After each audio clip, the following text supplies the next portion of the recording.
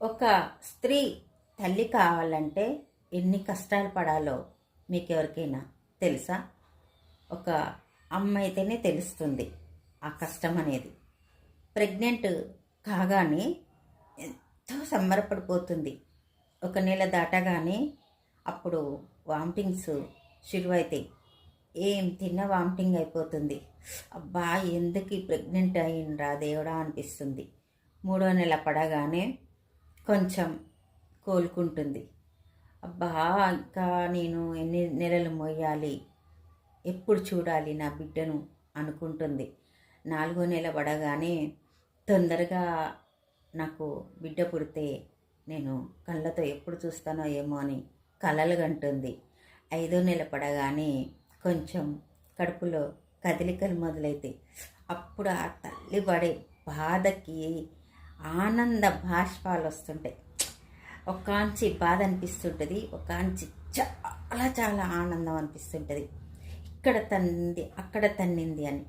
తర్వాత 6th month పడే సమయానికి ఇంకా తను ఎక్కువగా నడవలేదు, కింద కూర్చోలేదు. ఇంకా 7th మంత్ పడేటప్పటికి ఇంకా అటు పడుకోలేదు, ఇటు పడుకోలేదు. 8th మంత్ పడేటప్పటికి అబ్బా, ఎప్పుడు ఇంకా కంటానో నేను, తొందరగా పాప బాబా ఎట్లా పుడతారో ఏంటో, నాకు పెద్ద ఆపరేషన్ అవుతుందా, నేను నార్మల్ అవుతానా డెలివరీ అనే ఆలోచన. ఇంకా 9వ నెల పడి ఇంకా నెలలు దగ్గరకు వస్తుంటే, రోజులు డేట్ ఆఫ్ డెలివరీ డేటు దగ్గరకు వస్తుంటే పై ఎట్లా ఎట్లా అవుతుందో ఏమో డెలివరీ, నాకేమైనా ప్రాబ్లం అవుతుందో ఏమో, నా కడుపులో పుట్టే వాళ్ళకి ఏమైనా ప్రాబ్లం అవుతుందో ఏమో, నా పాలు సరిపోతాయో లేదో, నేను సరిగ్గా చూసుకుంటానో లేదో, ఎన్ని కలలు కంటుంది.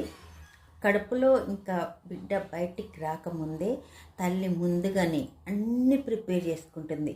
పాప అయితే ఇలా చేయాలి, అలా చేయాలి, బాబు అయితే ఇలా చేయాలి, ఇది కొనాలి, ఇట్లా చేయాలి, స్వెటర్ కొనాలి, మొత్తం డైపర్స్ అన్నీ ఇది వేయాలి, కొత్త కొత్త డ్రెస్సులు తీసుకొచ్చేయాలి. ఎన్ని కళలు, అసలుకు లోకంలో లేని కళలు మొత్తం ఆ తల్లే కంటది అనుకుంటా.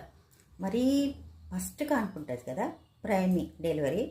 దానికైతే ఆ కళలతో పాటు స్వీట్ మెమరీస్తో పాటు చాలా భయం కూడా ఉంటుంది. నాకేమవుతుందో ఏమో, నార్మల్ డెలివరీ అవుతున్నా లేకపోతే పెద్ద ఆపరేషన్ అవుతుందో ఏమో, బేబీ హెల్దీగా పుట్టరా, ఎట్లా ఉంటుందో ఏమో. ఆ భయంతో పాటు తన అంతులేని అవధులు లేని ప్రేమ, మొత్తం భయము ప్రేమతో తను డెలివరీకి సిద్ధమవుతుంది చూడు.